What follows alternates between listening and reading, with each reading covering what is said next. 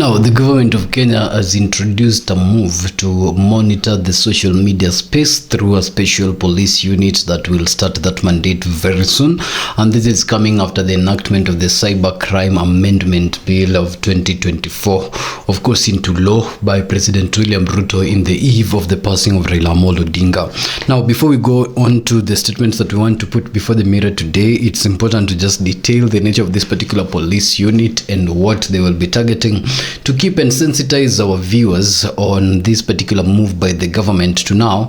look at what goes on in the social media space. The government holds that the right to expression might exist, but it's not an absolute right. And so in line with the Cybercrime Act, they say that now statements that will be aimed at hate speech, statements that will be aimed at misinformation, statements that will be aimed at disinformation, or in inciting and setting any standards of propaganda through the social media space will be a target of scrutiny of this particular special police unit. But other than that, also extreme ideologies,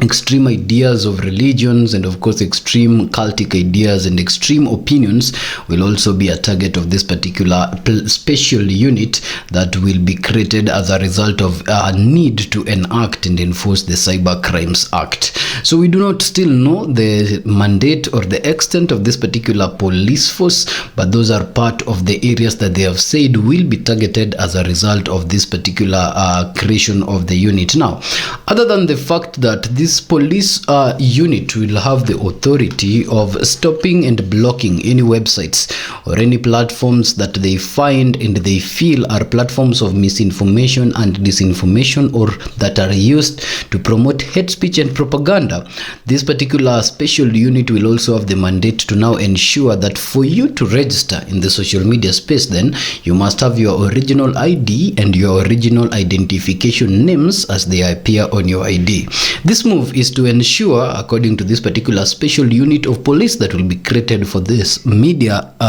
reasons, that when there is any kind of harassment, bullying, hate speech, or any of the other terms that I've listed above that is coming out of your own social media account, then traceability goes to the person that is actually registered under that particular account. Now, the government justification is that social media is vast and they have seen its harm in the previous demonstrations that were actually witnessed in Kenya, and as a result, moving into 2026 and 2027, they would want to try as much as possible to put a government regulation to this particular space that does not originally come from Kenya, but has the potent of being used to an extent of either promoting good or causing extensive harm. Now, other members of the public, including the former presidential candidate Kagame, have actually cited the move or the need to go to court should the government actually put this particular police in force, saying that this will be a way of subverting the people's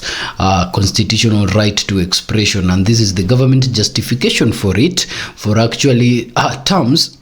or personalities or critics that now Kagame says the government might find against the policies of the government. So we hope to see how that particular issue will play out, whether Kagame's petition will withstand the wave of the government, or whether there will be a special police unit, and if there will be,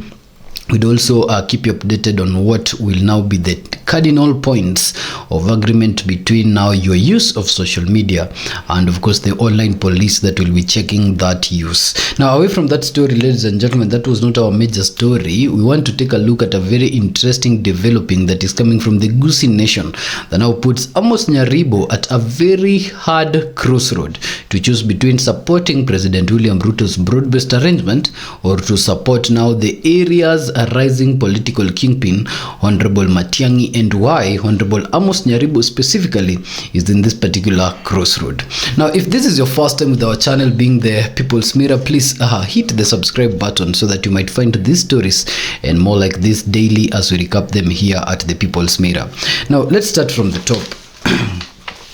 Amos Nyaribo is the governor of Nyamira County, and yet again is setting the ear in distress. And this distress is not new to this particular county chief, who in the past 3 years has actually been battling arrests and of course been battling threats of impeachment. The recent one having its success all the way to the Senate, where it was actually rejected on technicality. Now, we want to understand why now is at a crossroad, whether or not to support Matiang'I or to support President William Ruto, and what the decision that he makes has for his political future and of course for his delivery of services for the people of Nyamira. So right now, the leader of the United People Alliance, which is actually the leader of the UPA party,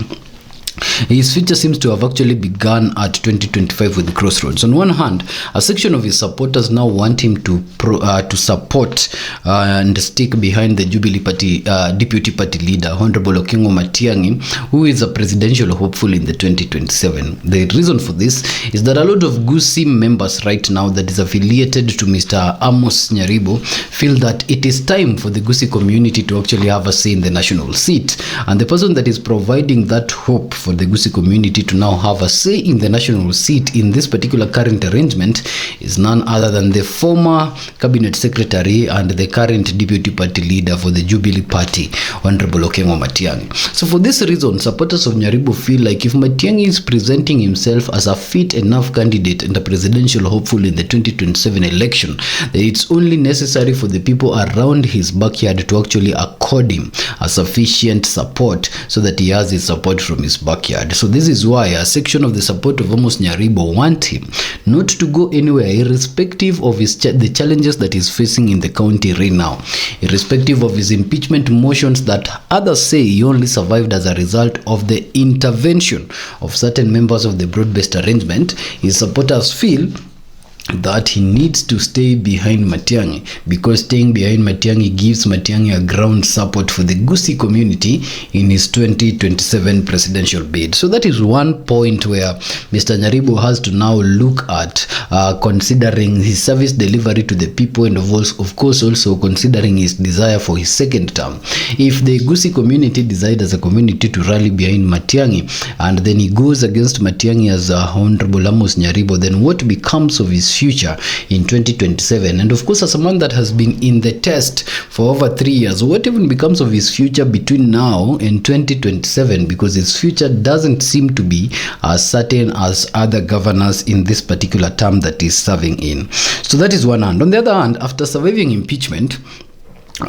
he is now being nudged towards joining the broad-based government formed by Ruto and Raila. And the reason for this is that certain individuals say that Nyaribo survived his impeachment as a result of the intervention of Simbarati. Without Simbarati, people say that Nyaribo's, of course, might have not survived that particular impeachment. But the truth of the matter is he survived it on a technicality, and the Senate voted otherwise. Well, when it comes to Senate vote, you might not also say with certainty, because we have seen how allegations have come previously on how certain times the Senate vote, including allegations that surrounded Senate voting during the impeachment of Rigathi Gachagua. So we know that the Senate voted to have Nyaribo still stay in power, but sources that are closer to him say that his current closeness with Honorable Simbarati is of course as a result of the fact that Simbarati intervened in his actually a move to have him impeached. So this particular section of supporters that say that his survival as a governor is based on the intervention of the broad-based government now want Nyaribo to identify with President William Ruto's camp, and of course identify with Simbarati, who is calling for the unity of the region so that he can secure his second term and can comfortably deliver for the people of Nyamira within this first term without other threats of impeachment. What will Nyaribo do? Now,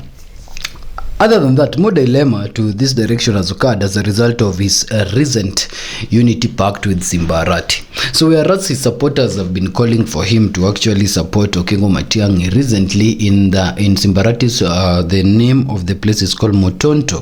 In Simbarati's Motonto home, Honorable Nyaribo visited him, and in this particular high-profile visit that occurred between these two governors of the Gusii community, others say now they got into a deal, a pact of of unity to actually rally the Gusii community as one block in the negotiation table in the 2027, of course, major elections. This is very important because the Gusii community are rather confined in just two counties in Kenya, being the Gusii County and the Nyamira County, and so a consolidation or a coming together of minds between these two governors that represent almost the entire community locally is very, very necessary for the community to have a common bargaining power,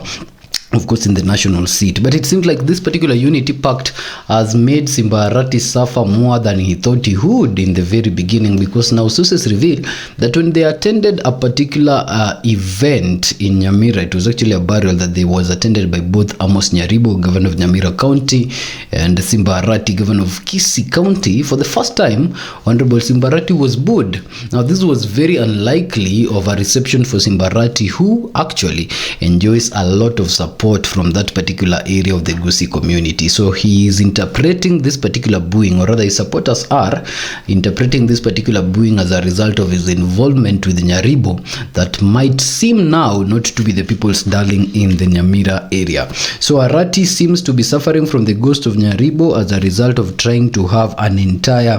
Gusii unity out of it. When Arati showed up, of course, with him they were booed, and Nyaribo is now under pressure to join government and deliver to the people of Gusii. Of course, being with Arati, and of course, if it is true that he survived that particular impeachment as a result of the involvement of Arati, then there is pressure from that side to have him join the broad-based arrangement and support the broad-based arrangement so as to have services being delivered to the Gusii people allegedly between now and 2027 and beyond. And you see, if Arati is already in broad-based government and Nyaribo, of course, supports Arati overwhelmingly, and they are both in broad-based government, whether Maraga or Matiang'I comes from that area, these two governors have direct votes of the region, and so they have the weight of tilting the entire Gusii votes towards President William Ruto if they stay within the broad-based arrangement until 2027. Alternatively, if Nyaribo does not actually support Arati's position and they are divided as Gusii community and Gusii governors on which way to go, then both Maraga and Matiang'I can still have local influence from that area that will negotiate in the bigger table. So this particular arrangement between Nyaribo and Arati was actually a very impactful, high-profile governors meeting, but it seems now it's biting Arati because it's now degrading Arati's influence in the area. But other than that, it's also a pressure that is now mounting on Nyaribo more than he had thought, because he is serving in the UPA party and he now has to decide whether he's going to stay within the united opposition or join the broad-based arrangement with his entire followers of Gusii communities from Nyamira County. Now, Borabu Member of Parliament Ben Momanyi has actually commented on this particular occurrences, and Mr. Momanyi is saying that is saying that the Gusii deserves development, and they deserve this particular development irrespective of whether or not they are supporting President William Ruto. So Ben Momanyi, of course, is trying to have Honorable Amos Nyaribo stay with Matiang'I's side, and of course the same statements were echoed by the former West Mugirango Member of Parliament Vincent Kemosi. Mr. Kemosi, of course, also feels like Honorable Nyaribo needs to stay with Matiang'I because Matiang'I needs that particular backyard for his presidential bid in 2027. And so he says that whether or not they are supporting Matiang'I for 2027, the government should not sideline resources going to Nyamira County based on that. And so the promise that Simba Arati is offering in his camp, that supporting them would give more, of course, benefits going to Nyamira County between now and 2027 or even beyond, they say is unfair, because they say that developments being channeled to the people of Nyamira is not a political favor, but is a matter of right irrespective of whether or not they voted President William Ruto. So the bottom line of Mr. Kemosi is that no region should be punished for actually taking a political decision that is contrary to that of the ruling regime. And they're saying, therefore, to that extent, they do not see any validity whatsoever of course, having this particular move to have Nyaribo join the other side to have development coming for the people of Nyamira County. So Mr. Kemosi actually made those particular statements, and after he did, Simbarati's camp have since not responded to it, but Mr. Kemosi, who is also the former member of parliament for West Migrango, went ahead to use a metaphor. He said that while referring to Simba's camp, he says that they are milking a cow right now, not knowing that their cow is actually heading towards menopause. And now Mr. Simbarati believes that once that cow hits menopause, the only other cow, a small calf, as per his words, will be of course Okengo Matiang'I, that provides hope for the people of Nyamira County and the people of the Gusii, as the calf that will now provide milk not only for the Gusii community in isolation, but of course for the entire nation. So they are calling upon Mr. Nyaribo to stay and hold his ground within his party and support Okengo Matiang'I, saying that President William Ruto's term is almost coming to an end, and after that there will be need of new faces. And Matiang'I portrays that particular sustainability phase that will bring development not only to the Gusii community but to the country at large. Now we remember that something happened, that while they were attending this particular burial, remember, where he was booed, Nyaribo sensed the change in the ground attitude and the hostility that was headed towards him. And so after a while, after he had realized that the ground was actually bending heavily towards Matiang'I, sources revealed that after he finished his speech, he kept on chanting the name of Matiang'I for ground's approval at the presence of Simbarati. Now, this is also even conflicting the broad-based arrangement further. So, Nyaribo is at that particular point where he has to decide whether or not he's going to be the guy that holds the ground for Matiang'I with his county, or is going to join Simbarati and the two of them will deliver the entire Gusii community to President William Ruto, and while at it, he's going to negotiate for his own interest now until 2027 and beyond. Mr. Gesaro, member of parliament for Kitutu, now wants Simbarati. He tells Simbarati not to identify as a Gusii leader, saying that that identification is good, but its extent and limit is limited to Gusii County, saying that beyond Gusii County and into Nyamira, they recognize only Matiang'I as the tribal kingpin. So now those warnings have been, of course, headed towards Simbarati. Just narrows on what the Abagusi community was, of course, what the Abaluya community were also talking about when they were burying Cyrus Jirongo, on the need to have regional blocks politically in 2027. Now, it has been discussed before on the effect of having regional blocks, because now it takes voting and politics back to tribal lines. But it seems that in this alignment, to have a voice now in the united opposition or to have a voice now in the government, the question is, how much is your region rallying behind you? And so for Simbarati, it feels like, irrespective of Matiang'I still being the flag bearer for the Jubilee Party, should they settle on him, and Simbarati himself being the governor of Gusii, feels like if the numbers of Gusii and Nyamira can be numbers that he controls, then the kingpin of Matiang'I is unjustified. And now supporters of Matiang'I who do not support Simbarati and who do not come from Gusii County feels like Simbarati might be stealing the show by bringing Nyaribo closer from Nyamira County and having a common voice of unity moving into 2027. And so as such, they're trying as much as possible to reduce the influence of Simbarati in his region in Gusii area,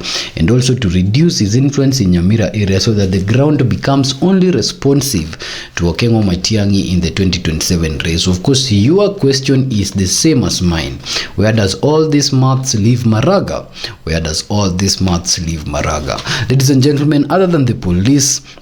that has now created a very interesting ambit of them being the special unit that will check what is going on, and on the grounds that are very valid, because they detail that even in the just concluded demonstrations that we witnessed in 2025, there were over 1,700 people arrested, over 42 people killed, over 60 people injured, and they even detail the number of government offices, which I think are up to 8, that were destroyed, the number of firearms that were stolen and destroyed, and they using this as justification on grounds that all this destruction were immense because of what social media contributed to the sharing of the images that were taking place during the Mandamano. And so as a result, they are moving towards checking the movements, the discussions of politicians, of influencers, and of every Kenyan in the social media space that can be promoting propaganda, hate speech, harassment, bullying, or anything of the sort that is actually not warranted. So stay woke. woke, verify your accounts, of course, with your original identities, and other than that, stay woke on your engagement in social media space now that this particular special unit is being created. This is the People's Mirror, and it's been a pleasure recapping for you that and what is coming out of the Gusii community ahead of call for unity from all communities as people are preparing for the 2027 major polls. Keep it here until our next episode.